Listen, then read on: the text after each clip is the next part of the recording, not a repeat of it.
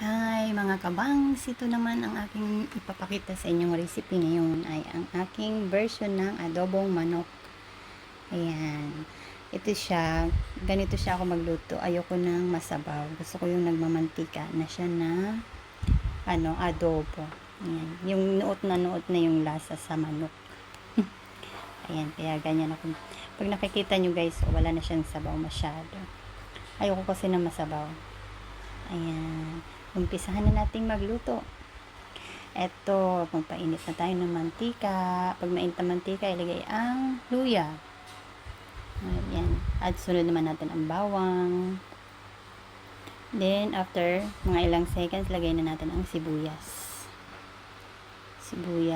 After nyan, pag aromatic na, ilagay na natin yung chicken.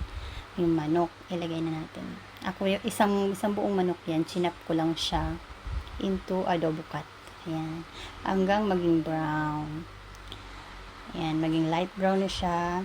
Lalagay naman natin ang toyo. Ayan. Tapos, after naman ng toyo, ilagay natin yung suka. Ayan, suka.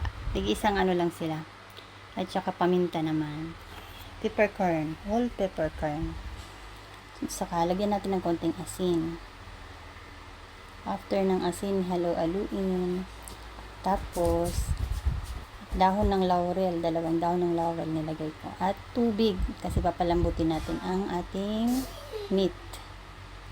Ayan. After natin mahalo ng konti, takpan na natin siya for 30 minutes. Palalambutin natin siya hanggang 30 minutes. Ayan, ganyan. Haluin natin paminsan-minsan para hindi masunog yung ilalim. At saka, ayan na. Yung part na yan, pwede na yan siyang kainin. Pero, ako mas gusto ko pa siyang lutuin pa ng more. Inabot pa ako dyan ng 10 minutes pa. 10 to 15 minutes pa hanggang sa makuha ko yung gusto kong itsura ng aking adobo. Ayan, ganyan na. Ito na yung final ng aking pagluluto ng adobo. Yung gustong-gusto ko na siyang kainin kasi nakakatakam na yung amoy niya talaga. Yan. Yan.